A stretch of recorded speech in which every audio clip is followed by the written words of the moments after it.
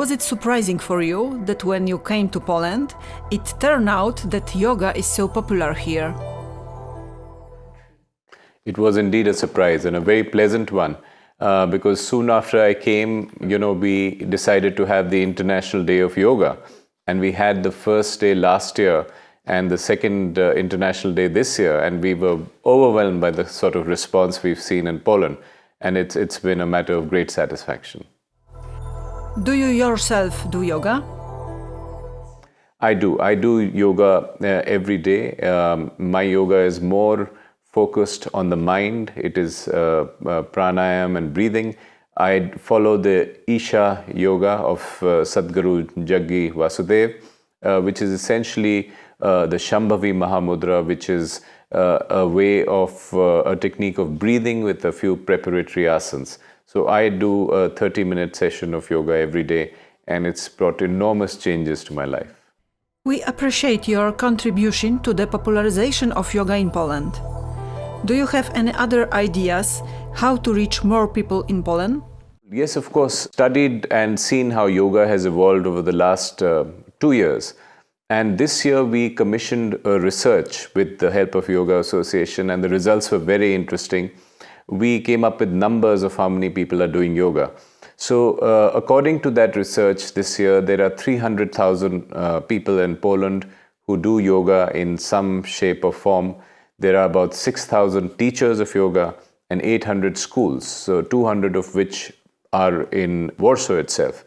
So I think these numbers are interesting, but it's good to see them globally. If you benchmark them globally, in India, they say there are perhaps 200 million people doing yoga, which is about 20% of the population. In the United States, there's a number we hear of 36 million doing yoga. So in a population of 300 million, that's more than 10%. 300,000 in a population of Poland of 38 million is less than 1%. So I think we should have an ambition of going to a 10% number, which is about 3 million people.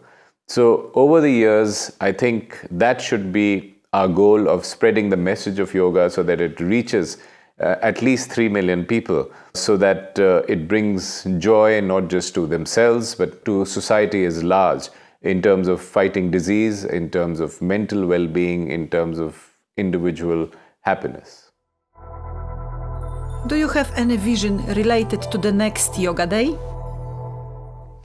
Well, we work on it in a very democratic way. We have an organizing committee of many of our friends from Poland who are yoga experts and yoga teachers. We only provide a gentle guiding hand in this process. But yes, we want to do it bigger and better. And we learned a few lessons by what we saw this year. And we want to make it a larger event, reaching more and more people.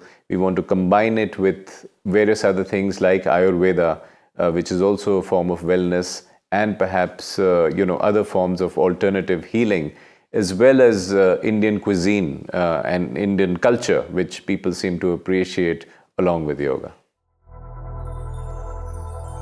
Are you happy in Poland? I do. I really enjoy myself. I think Poland is a beautiful country. I love the fact that people have so much goodwill for India. We are celebrating 200 years this year of the first text that was translated from Sanskrit into Polish. So I'm amazed always by the fascination for India, by the study of Indology, by people wanting to visit India. And there's a great deal of goodwill. There is much to see in this country. There's a great economic relationship we are developing. So I'm enjoying myself thoroughly, and I really do enjoy myself here. What is your opinion of the conference and speakers? It's a fascinating conference. I have attended many of the sessions today, and I feel that yoga, after all, is a 5,000-year-old technology. What Sadhguru calls it, a technology of inner engineering. But nevertheless, it's an ancient science, it's a Vedic science. And for it to be evaluated by modern methods, through modern science, and to be reaffirmed, and its outcomes and benefits to be tested and proved, is a wonderful way forward, because then a lot of people who are skeptical get persuaded about the benefits of yoga. And what this conference combines, which is what I like, is that it has the traditionalists, the people who are propagating the traditional values of yoga on the basis of faith, are being juxtaposed with people who come to it from a rationalist, scientific point of view.